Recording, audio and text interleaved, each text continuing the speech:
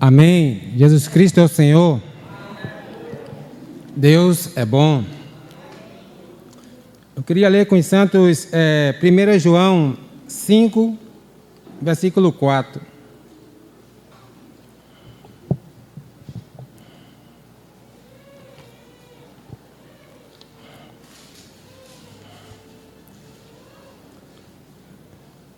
Primeira Epístola de João 5:4. Porque todo o que é nascido de Deus vence o mundo. E esta é a vitória que vence o mundo, a nossa fé. Quem é que vence o mundo, senão aquele que crê que Jesus Cristo é o Filho de Deus? Quem é que vence o mundo, senão aquele que crê que Jesus Cristo é o Filho de Deus?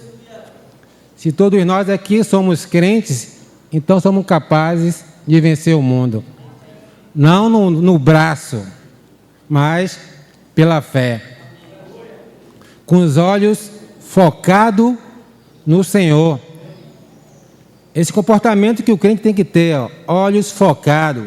Porque se a gente se desvia, já era. A gente anda, primeiro a gente começa a andar em zigue-zague, né? Quando a gente começa a desfocar, né? Vai ali, vai aqui. É como um carro.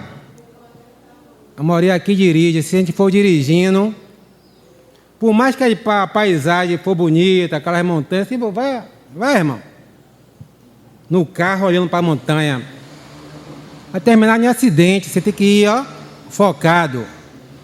Às vezes o carona está ali do seu lado conversando, tal e tal, mas você está ali, focado, passando as marchas, olhando os sinais de trânsito. Assim também na vida cristã. Devemos estar focado. Porque quando a gente perde o foco, se desvia. Quando a gente perde o foco, a gente inventa coisa na nossa cabeça. Não é à toa que está aí as divisões. É sempre uma invenção de quem saiu do foco. Era Jesus, mas agora é Jesus e mais alguma coisa. E assim nós também, nosso comportamento, a gente às vezes perde o foco e é aquilo que nós falamos a semana passada. Eu acho, eu penso assim, eu não concordo. E por aí vai. A ênfase que eu quero dar hoje é mais nessa questão do foco. Vamos lá para João, para terminar aquele versículo. João, o versículo que a gente iniciou a semana passada. João 16, 33. João 16, 33.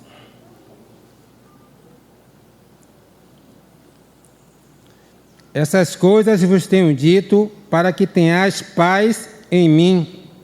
No mundo passais por aflições, mas tende bom ânimo. Eu venci o mundo. Essas coisas vos tenho dito para que tenhais paz em mim. A semana passada eu tentei resumir um pouco dessas coisas que o Senhor falou, para que os discípulos assim pudessem ter paz nele, porque antes, como a gente falou também aqui, os discípulos estavam meio confusos, eles questionavam o Senhor, questionavam entre si, não prestavam atenção às coisas que estavam sendo faladas. Então o Senhor falou algumas coisas para que eles voltassem de novo para o foco, que era o Senhor, e tivessem paz no Senhor, porque os discípulos pareciam que não estavam com a paz no Senhor. E como a gente viu até hoje, foi falado aqui, uma passagem do caminho de Emaús, vai ver que os discípulos ainda vão demorar um pouco para compreender quem era o Senhor. Só depois da ressurreição que a ficha deles caíram de vez. Essas coisas tenho dito para que tenhas paz em mim. No mundo passais por aflições, mas tende bom ânimo. Eu venci o mundo. Passar por aflição de uma forma independente e sem ânimo é praticamente suicídio. A gente precisa passar pela aflição com os olhos focados naquele que venceu o mundo. Porque Jesus sim é a nossa vitória. A gente passa pela aflição focado no Senhor. Se a gente foca demais na aflição, a tendência é que nós desfiemos. A tendência é que o Senhor fique de lado. Nessa hora devemos o quê? Focar os olhos no Senhor. Exemplos e mais exemplos a gente podia ver de irmãos e irmãs que caminhavam bem e a vida, no decorrer da vida, houve alguns problemas, houve algumas aflições e deixou de focar no Senhor. Alguns acham até o Senhor me abandonou. O Senhor me abandonou, eu sirvo o Senhor a todo tempo e agora, nesse momento de aflição, eu estou me sentindo sozinho, não acho ajuda do Senhor nem dos irmãos. A mesma aflição que nos machuca é a mesma aflição também que nos educa. A gente vai ver na palavra que o Senhor usa as aflições para que possamos crescer. Como citei a semana passada o versículo lá de Provérbios, o solitário busca seu próprio interesse. Se você não quer ter aflição, não ter problema com os irmãos, você se reserva, ficar sozinho, fica em sua casa, você não vai ter problema nenhum, mas vai ter um grande problema. Viu uma confusão que eu estou falando aqui? Você não vai ter problema nenhum, mas vai ter um grande problema, que você vai estar sozinho. E a Bíblia fala o quê? Que o solitário busca seu próprio interesse e insurge contra a sabedoria. Então não tem para onde correr, irmão. Nosso lugar aqui na comunhão entre os irmãos é os cactos, né? Um furando o outro, pedra roçando de pedra, até se alinhar. Ou a gente pensa que uma pedra em cima da outra assim não vai ferir? Vai se ferir, somos pedra, então não tem jeito, vai se ferir até se alinhar. Então a vida, por causa do pecado, a gente vai passar por aflições. Mas o que o Senhor fala, tem de bom ânimo.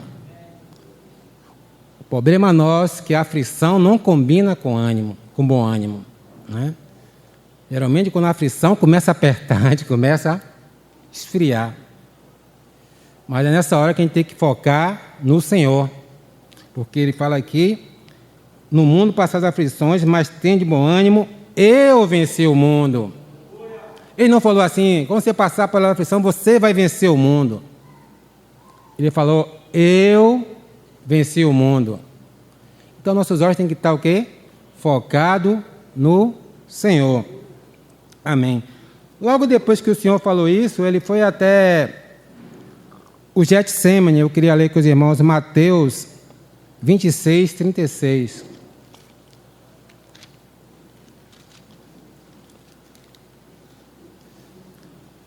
Aqui, irmão, a gente vai ver o seguinte. O Senhor falou que sobre a aflição.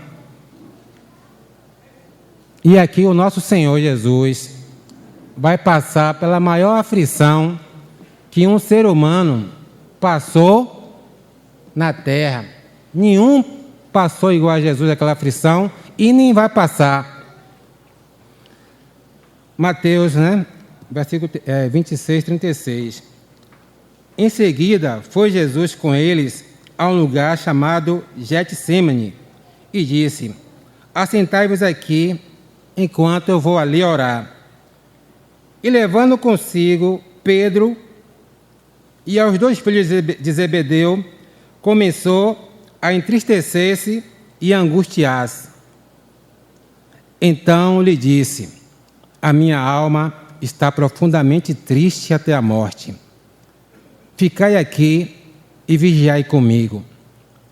Adiantando-se um pouco, prostrou sobre o teu rosto, orando, dizendo, meu Pai, se possível, passa de mim este cálice.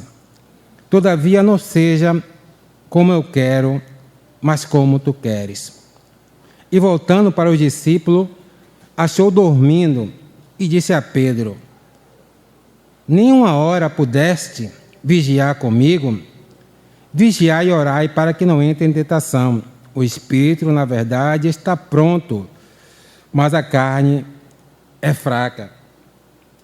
Nessa passagem aqui a gente pode tirar algumas lições, e lições ricas. Uma é que, como eu falei, o Senhor ia passar por uma aflição aqui, ia passar naquela época, e passou, que nenhum ser humano na terra ia suportar.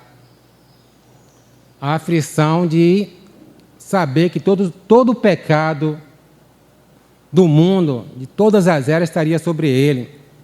E ao mesmo tempo ele ia passar também por uma situação que ele nunca tinha passado. Se separar do Pai, ali no Calvário.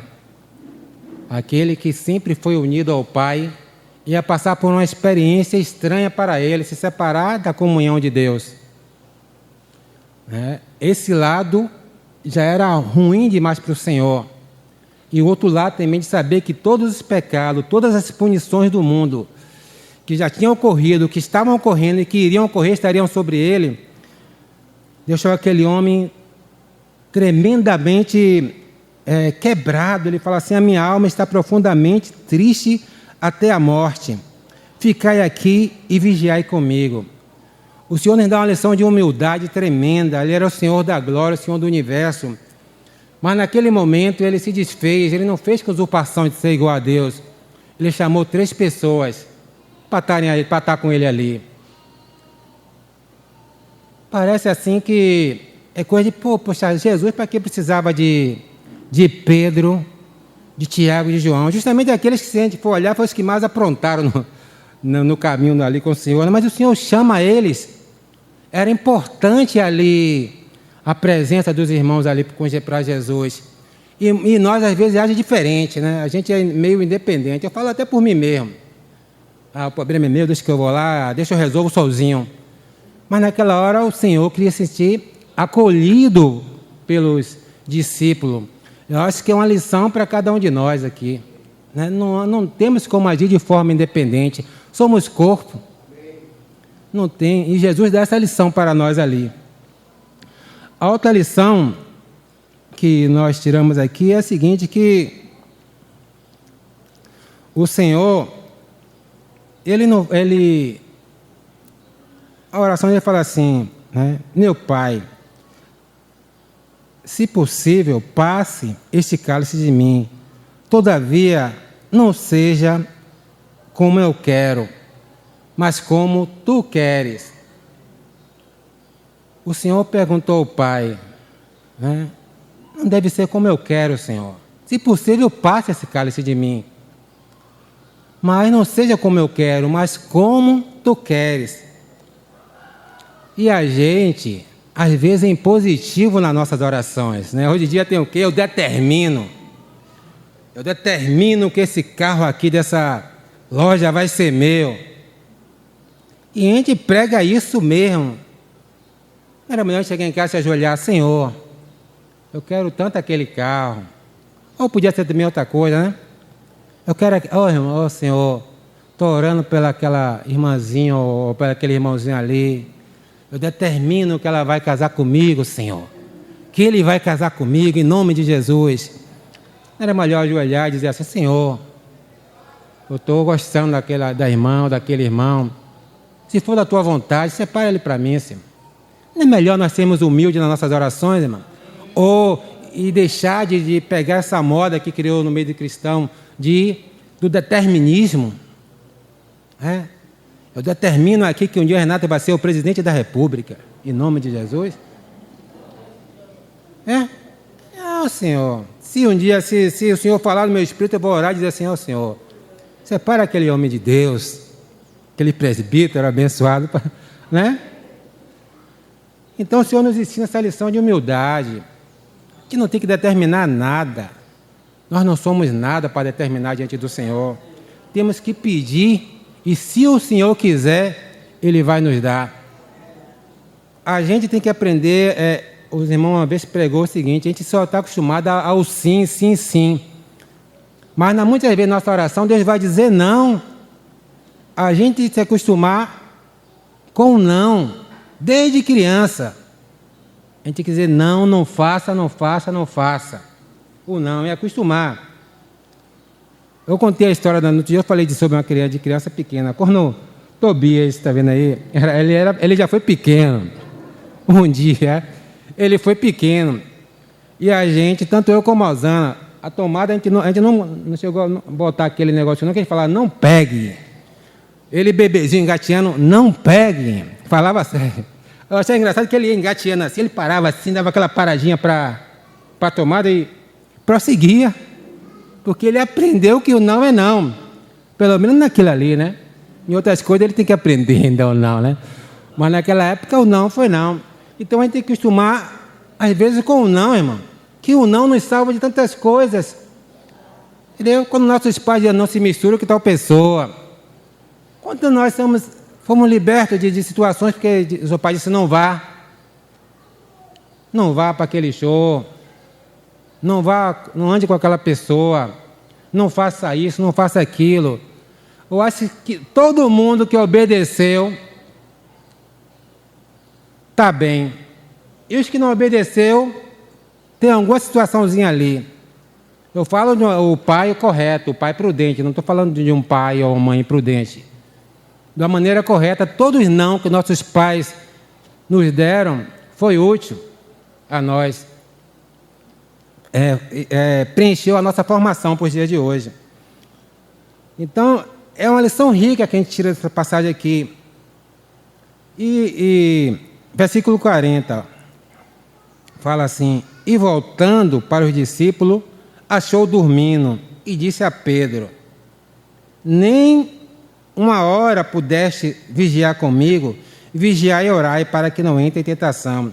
O espírito, na verdade, está pronto, mas a carne é fraca. Os irmãos se lembram que Pedro disse que estava pronto para morrer, né? Eu estou pronto até para morrer, Senhor, por você. Pedro não conseguiu vigiar uma noite. O voto de Pedro aqui não deu certo. O Senhor estava lá querendo a presença física dele, mas disse que eles estavam cansados, né? Imagine assim, a gente convida os irmãos para uma vigília, aí todo mundo, amém, irmão, tem que ter a vigília mesmo, que a igreja está precisando. Chega na hora que está todo mundo na oração, que você está lá, o irmão, você está preparando, você abre o olho, está um, está outro já roncando.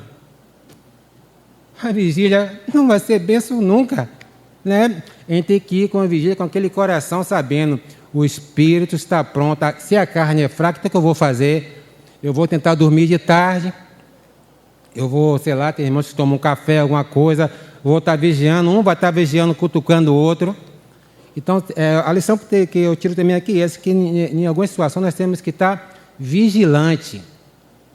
Porque se dormirmos, a gente perde muitas coisas. E os discípulos ali, naquele sono, acho que perdeu de aprender algumas coisas. Se ele estivesse prestando atenção ao Senhor, ele ia ver como reagir durante um momento de aflição. Um momento de aflição nunca devemos agir com desespero, mas com calma. E aqui como o Senhor, joelho no chão, diz que ele colocou, a Bíblia fala que ele colocou a cara no chão. Cara no pó, Senhor, se possível, passa de mim esse cálice, mas não seja feita a minha vontade, mas a sua. E geralmente, em momento de aflição, a gente entra em certo desespero. Uma vez, os irmãos mais antigos conhecem, a gente cuidava de um irmão entre nós que era tetraplégico. Não, só tem um gago aqui que eu conheço, né? Aí, a gente cuidava desse irmão, nós cuidávamos desse irmão. E nesse período, quem estava no serviço de cuidar desse irmão era eu aqui. E estava lá, a gente cuidava, alimentava. E nesse dia eu estava lá com ele e aconteceu uma situação meio desagradável. 2 pessoas tentaram invadir a casa lá, armado, para pegar alguém que entrou lá também. Meu irmão, eu tremi nas bases. Eu comecei a ficar inseguro, irmão, ele vai entrar aqui agora. Aí ele fala assim, irmão Aurélio, calma. Mas para mim aquilo era novidade, né? Alguém entrou em um lugar e alguém querendo... Eu digo, eu vou ser atingido também. Aí eu confesso que eu entrei em um certo desespero ali. Um desespero contido, mas eu estava meio aflito. E o irmão lá deitado, os irmãos conhecem o irmão. Conheceu, alguns irmãos sabem quem era. Calma, irmão Aurélio, calma. Ele era bem... nem os lábios dele, ele tinha um dente... Era cerrado, que a gente alimentava ele com alimento batido em liquidificador e tudo mais. E ele calma, e eu meio tenso assim. Eu sei que demorou um pouco, eu fui embora. Eu não me lembro quando. Aí depois, de um tempo, eu voltei lá. Aí que minha ficha caiu, quando ele falou assim, calma. Não era que as pessoas não iam entrar lá, não. Ele terminou nem entrando. Mas está falando calma porque ele está falando assim, confie no Senhor. Eu não percebi isso, irmão. O desespero ali, o medo. Eu fiquei com medo. As pessoas estavam armadas, né, atrás de uma pessoa que... Eu não quero citar nomes porque foi coisa do passado. Coisa de quase, sei lá, de 20 anos atrás. As pessoas talvez hoje nem estejam mais envolvidas com algumas situações, né? Mas os irmãos antigos sabem do irmão que eu estou falando, da família que eu estou falando. Eu fiquei tenso. Mas o que eu deveria fazer ali, irmão, era pegar a mão do meu irmão. Irmão, vamos orar aqui agora. Entendeu? Senhor, evita essa situação. Se o Senhor deixasse entrar, permitisse, era porque era permissão do Senhor. Mas no momento, eu tremi na base. Isso ninguém me contou, não. Foi eu que estava lá. Então, em hora de desespero, irmão, a gente tem que não perder o foco. Porque se a gente perde o foco, já era. A situação fica maior do que o Senhor. E a gente sabe que o Senhor é maior do que todas as coisas. Isaías fala que, né, o mundo está na palma da mão deles lá. O mundo está. O oceano é menos do que uma gota de água. E nessa hora a gente treme, oh meu Deus, né? Então a lição que a gente tem aqui é essa. Vamos continuar. Depois do Getsemane, teve a questão também da prisão, né? Jesus foi preso, ele estava ali pregando no Getsemane, nessa passagem que nós estávamos ali, e de repente as pessoas, os soldados chegam para prendê-lo. Eu queria ler com os irmãos Mateus 26 mesmo aí, né? Mateus 26, 47. Não, Mateus não, é Lucas. Eu queria ler primeiro, antes de Mateus, que veio uma situação em Lucas aqui que me chama a atenção em relação ao poder do Senhor. Lucas 22, 35. Depois a gente vai lá para Mateus. Antes dos guardas chegar para prender Jesus, aconteceu uma situação aqui que eu vou falar para os irmãos, que sempre me chamou a atenção desde quando eu comecei a ler a Bíblia. Versículo 35, Mateus 22, 35. A seguir, Jesus lhe perguntou, quando mandei sem bolsa, sem alforje, sem sandália, faltou-vos porventura alguma coisa? Nada, disseram eles. Então lhe disse, agora, porém, quem tem bolsa, tome como também o alforje, e os que não têm uma espada, venda a sua capa e compre uma, pois vos digo que importa que se cumpra em mim o que está escrito, ele foi contado por os malfeitores, porque a mim se refere, o que a mim se refere está sendo cumprido. Então lhe disseram, Senhor, eis aqui duas espadas. Respondeu-lhe, basta.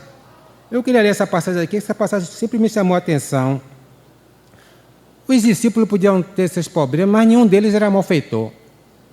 Eles não eram malfeitores, eram pescadores, eram publicanos, eram zelotes. Mas eles não eram malfeitores, eles não eram marginais.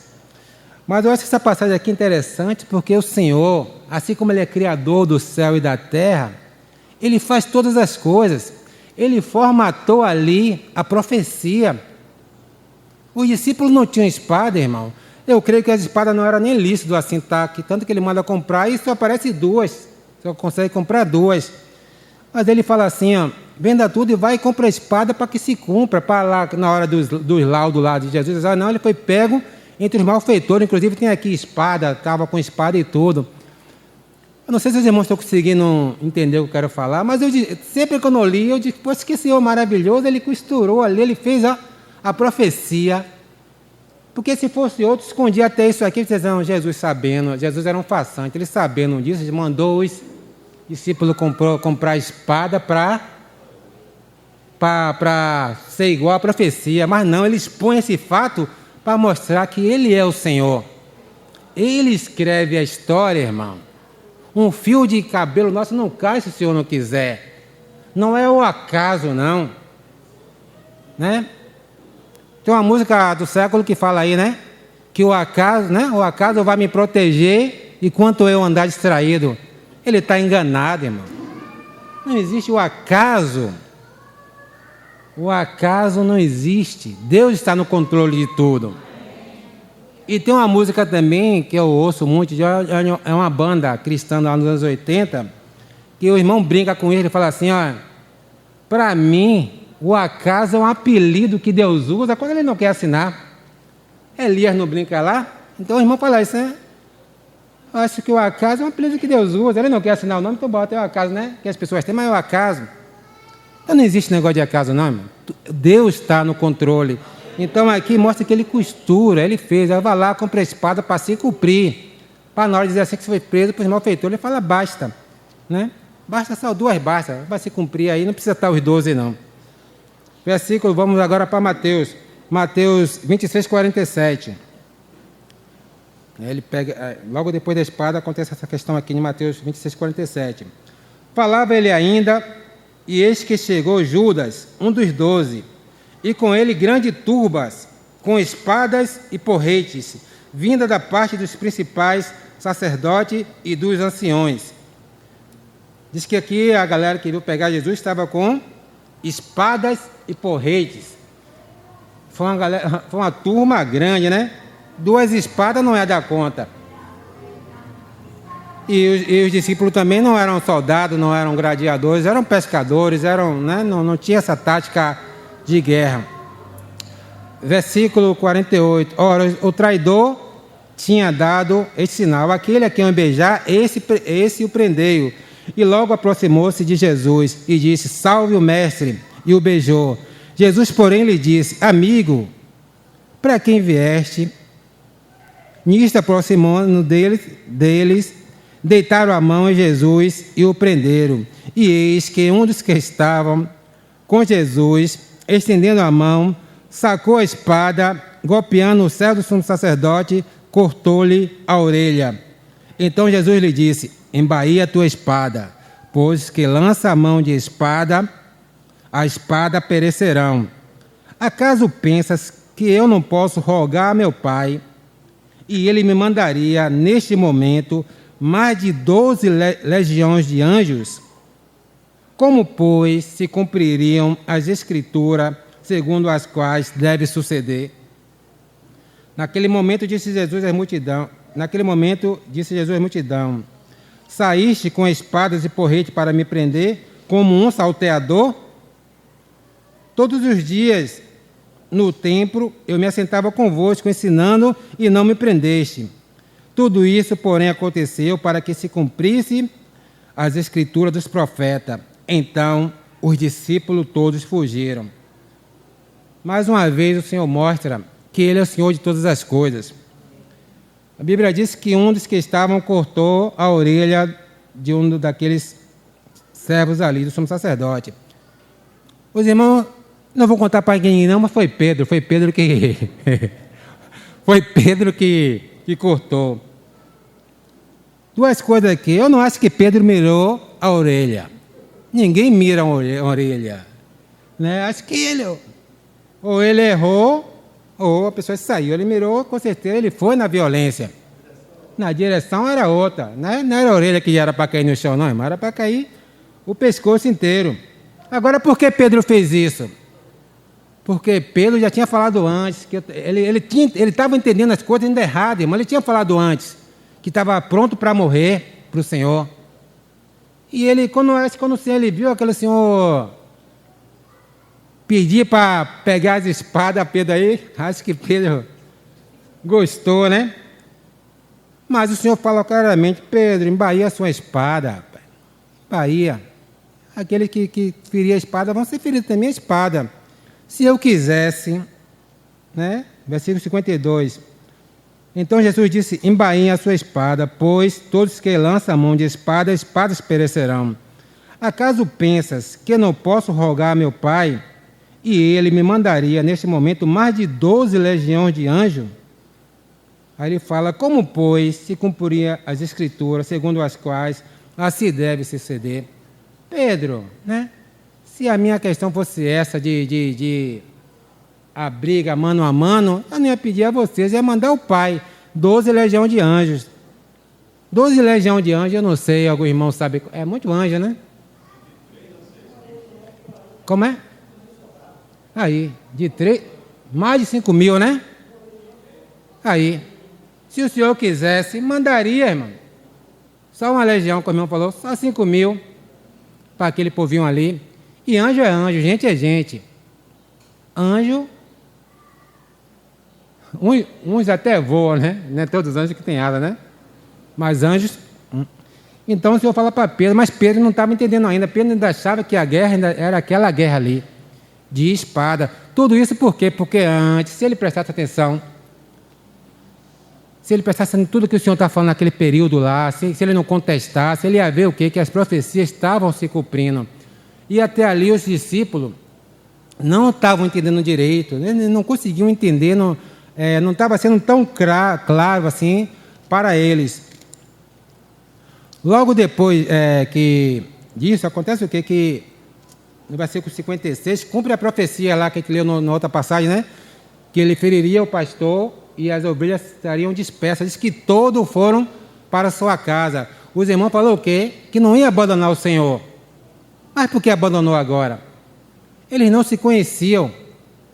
É como a gente que se acha. Na hora que a coisa aperta, a gente vê como é. A gente se acha que sabe das coisas, mas não sabe de nada. E diz que todos fugiram. Todos, será que todos fugiram? Todos menos um. Eu não vou contar para os irmãos, não. Acho que os irmãos já sabem quem é. O nosso irmão Pedro, ele... Ainda bem que existe Pedro na Bíblia, né? Pedro nos ajuda muito. Pedro sempre nos ajuda. Tem hora que a gente fala assim, oh, Senhor, graças a Deus por Pedro. Pedro ajuda muita gente que tem os mesmos problemas de Pedro, vamos dizer assim. Antes dele se amadurecer, porque depois que Pedro amadurece, quando a gente lê as cartas de Pedro lá, a gente fala assim, meu Deus. Meu Deus, que coisa, né? Mas Mateus, aqui em Mateus 26, 47.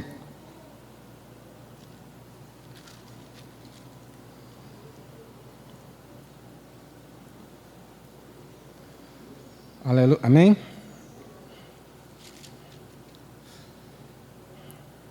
Não, eu que estou errado. 26, 69.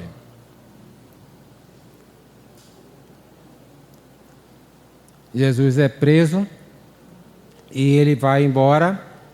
Os discípulos vão para sua casa, mas Pedro continua ali, seguindo ao Senhor.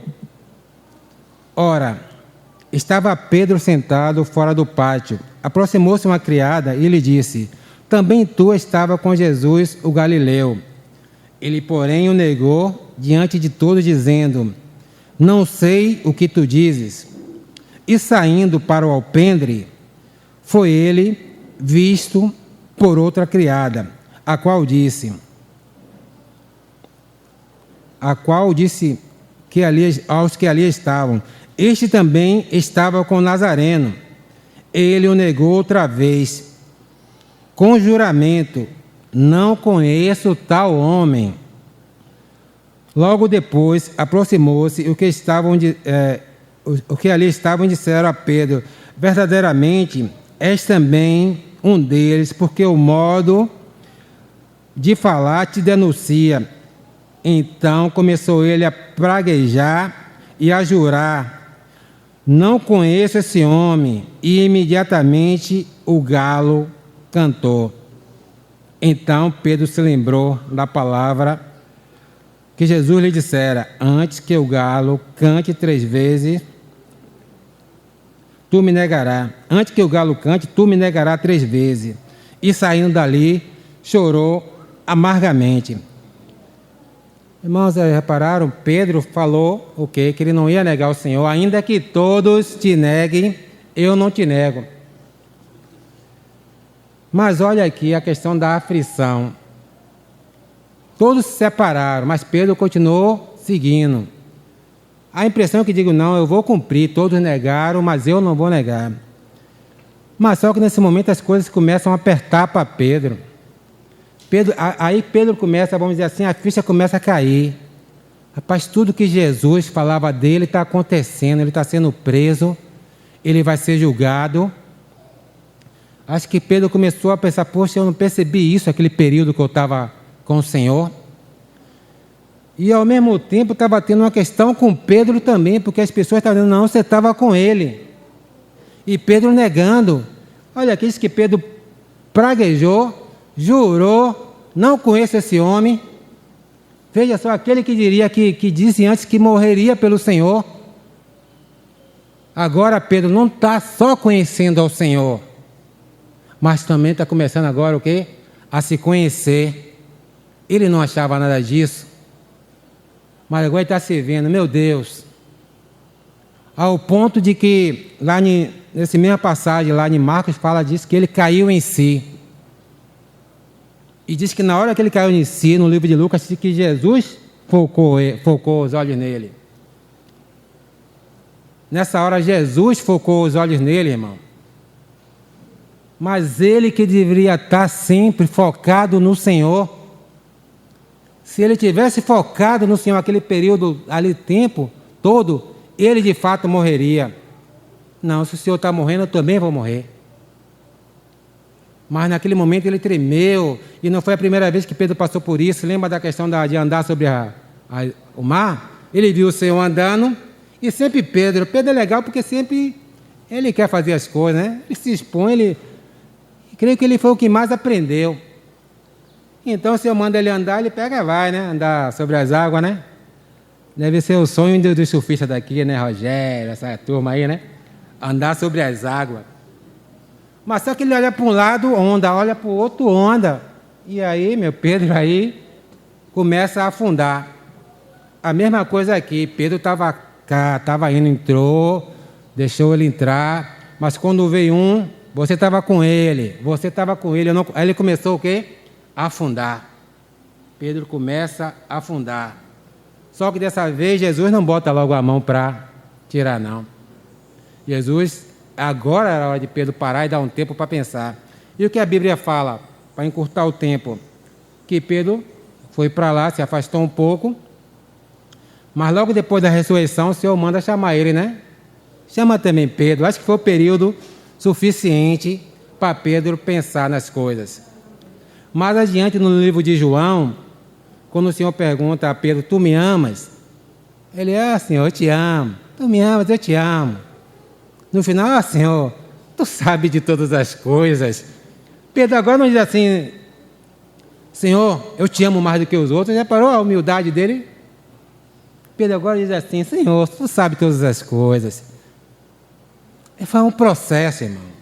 Desde o início, Pedro contestava. Não, Senhor, não vai ser possível, maneira que todos. Você vai ver várias situações, Pedro contestando ou tendo alguma ideia, né? Pedro sempre tinha alguma ideia. Senhor, bom estarmos aqui, vamos fazer uma tenda para Elias, uma para Moisés. Senhor, meu filho amado, ele ouviu, Pedro. Pedro sempre tinha uma boa ideia. E às vezes não era mal ideia, não era por mal, não, mas era para ele parar para ouvir, irmão. Né? Às vezes, a gente às vezes é cheio de boa ideia. Mas nem sempre nossa boa ideia é uma boa ideia. Eu sei que os irmãos estão entendendo. Entendeu? Então chega no fim, quando Pedro, naquela situação que Jesus é preso, ele começa a ver quem de fato é o Senhor e quem de fato é Ele. Muitos de nós, irmãos, só vai se reconhecer depois que as coisas apertarem, o parafuso apertar. Porque até ali, sabe o que era, quem estava apertado? Era a nossa, entre aspas, nossa auréola de santo, né? A auréola que eu não acho que é santo, está apertada. Às vezes é necessário folgar um pouquinho para saber que a gente não é esse santo todo. Entendeu? Então Pedro foi levado ao reconhecimento o quê? Por meio de aflição. E para concluir, eu queria ler com os irmãos Salmo 119. Não se preocupe que eu não vou ler todo, não. Acho que os irmãos tomaram um susto, né? Que eu falei, vou ler Salmo 119. Eu só quero ler 2 versículos. Salmo 119, versículo 67. Amém? 67. Antes de ser afligido, eu andava errado, mas agora guardo a tua palavra. Eu não sei se Pedro meditou nesse versículo, mas se encaixa muito bem. Muitas vezes a gente acha que andar errado é andar em pecado, é andar fora da comunhão. Às vezes a gente anda errado aqui, irmão, quando a gente não concorda, sempre está discordando com os irmãos, sempre tem uma opinião a mais, sempre acha que faz melhor. Mas é o supermente que você passa por uma situação e você é quebrantado, aí você vai pensar como o irmão aqui pensou nesse versículo. Antes de ser afligido, eu andava errado, mas agora eu guardo a tua palavra. Então, quando a aflição vier à nossa vida, que a gente possa também se ajoelhar ao Senhor, não achar que Deus está nos castigando porque é malvado. Há um proveito na aflição na vida de cada um de nós. Só é a gente buscar em oração. Só é a gente tirar a conclusão de uma forma espiritual, não de uma forma da nossa cabeça. Não só na nossa vida, mas na vida de outros irmãos também. Que às vezes os irmãos passam por alguma dificuldade e a gente cai matando, que é o Senhor que está punindo, e a gente coloca a carga sobre os irmãos. Ademilton está aqui. Ademilton sabe bem essa experiência de ser confrontado, né? Falar, né? Ademilton sabe. De as pessoas, está passando por isso. Não, o Senhor quer falar com o irmão. Vá um dia ter comunhão com Ademilton. E vai chamar ele de coitadinho, coitadinho, para você ver se você que vai sair dali coitadinho, pô. Porque só tem bênção, ele está aqui presente, eu falo em nome do Senhor, né? Ele sabe, ele é um servo, sabe que a glória vai toda para o Senhor. Entendeu? Então, antes de ser afligido, eu andava errado, mas agora eu guardo a tua palavra. Concluindo, verso 71. Foi bom ter passado pela aflição, para que aprendesse os seus decretos. Meu irmão, para você chegar a esse nível de dizer que passar por aflição é bom, é porque está bastante quebrantado. Eu espero chegar um dia a esse nível, irmão, porque eu não vou mentir, eu fujo de aflição, né? Eu sou fraquinho, não aguento muito não.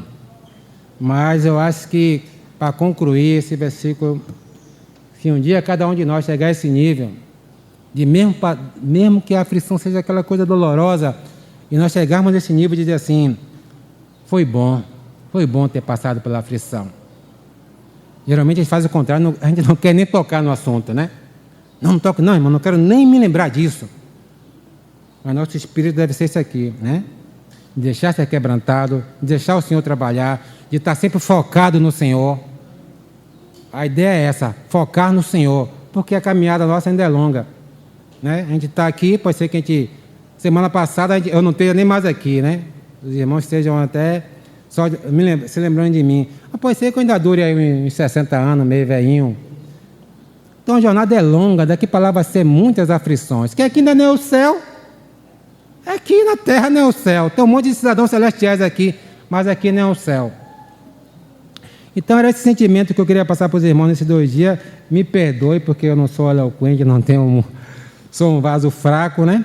Mas espero que os irmãos tenham atendido e agradecer aos irmãos por me suportar nesses 2 domingos.